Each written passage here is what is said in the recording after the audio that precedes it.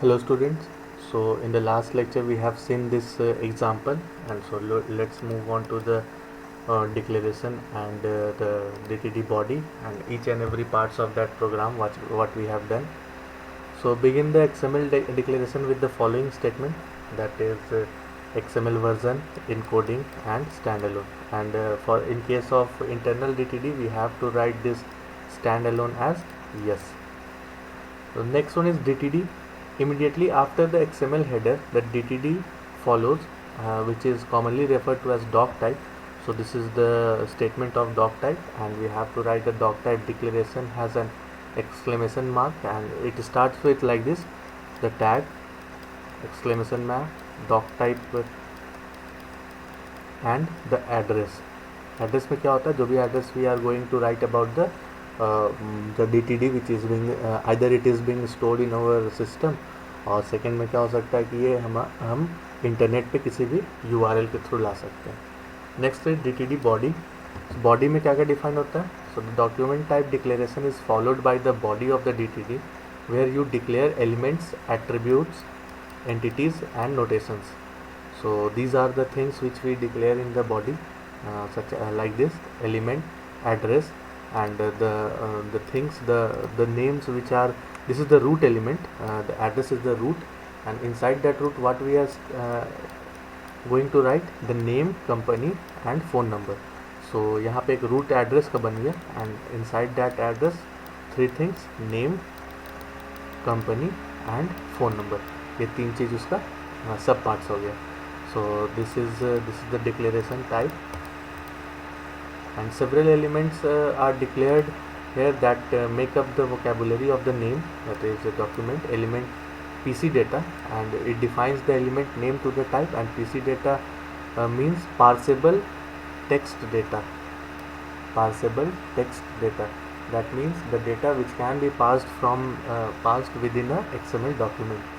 Or how we declare the end, that is end declaration. So finally the declaration section of the DTD is closed using a closing bracket and a closing angle bracket.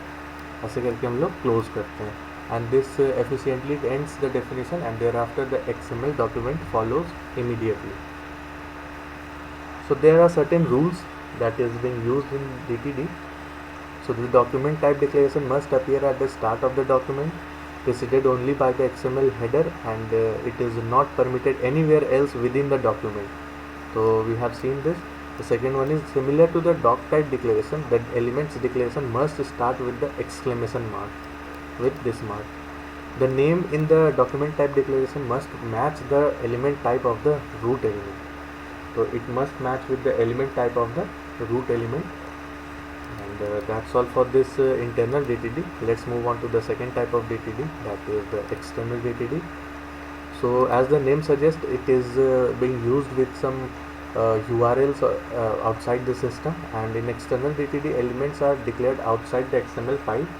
So this declaration is always outside the XML file, and they are accessed by specifying the system attributes, which may be either legal .dtd file और valid URL. यहाँ दो चीज़ हो सकता है. जो .dtd file है, this can be inside our system पे कहीं पे है DTD फाइल से सेव किए हुए हैं .dtd से, हम लोग उसको यूज़ कर सकते हैं. और दूसरा क्या हो सकता है, किसी भी वैलिड URL जो कि हम लोग इंटरनेट के थ्रू एक्सेस करते हैं. So we can use any of the two method. So to refer it as an external DTD, standalone attribute in the XML declaration must be set as no. So in this case the standalone must be set as no. तो अगर हम एक declaration दे देते हैं किसी को भी, I would say that find out that it is a external DTD or internal DTD. तो we can determine it with the help of the standalone value. अगर yes है तो internal DTD, and if it is no then it is the external DTD. So this means declaration includes information from the external source. So this means that it is from the external source, and the syntax of this external DTD is a doc type, root element, system, file name. So we have to specify the file name which is being .dtd, क्योंकि ये .dtd हमारे system में जो stored है वहाँ से हम call करते हैं. where file name is the file with .dtd extension. Let's move on to the example. So the following example shows external DTD uses XML version equal to 1.0 encoding and standalone equal to no. So this standalone will specify that we are using external DTD and document type address system addresses dot DTD. तो ये क्या होता है, ये जो address है ऐसे हम लोग स्पेसिफाई कर रहे हैं document type, and we are using this address dot DTD since it is stored in our system. And in case of अगर यहाँ पे ये system से हम नहीं लेते, we are if we have to insert any URL, then what we will do, we will write the entire URL starting from HTTPS inside this double quotes. So similarly inside this we write address.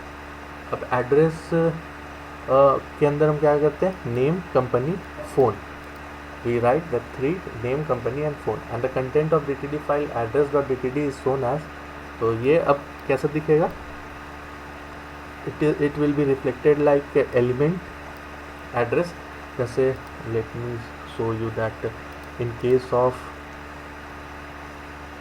internal DTD हम लोग क्या कर रहे थे, that in this example ये internal DTD का example है.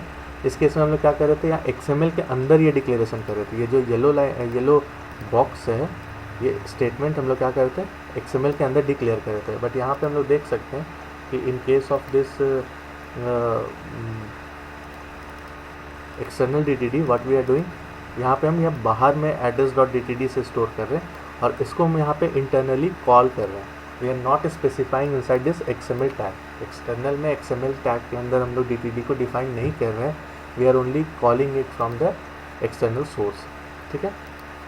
So let's move on to the types. So you can refer to an external DTD by using either system identifiers or public identifiers. So two types of identifier are there. First one is system identifier.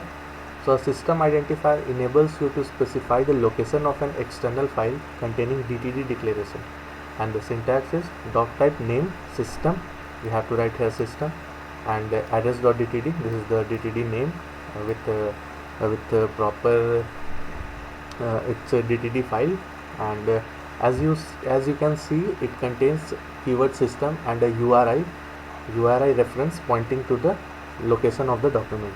So this is the location of the document. And the second one is public identifiers. So public identifiers provide a mechanism to locate DTD resources and is written as here we use this public key and we write the entire URL or the URI. So as we can see, it begins with keyword public followed by a specialized identifier, and public identifiers are used to identify an entry in a catalog. So this public identifier can follow any format. It can follow any format. However, a commonly used format is called formal public identifiers or FPIs. This is FPI is the formal public identifier, and it follows any of the format which is being used in this DTD formatting. So that's all for this lecture. Thank you.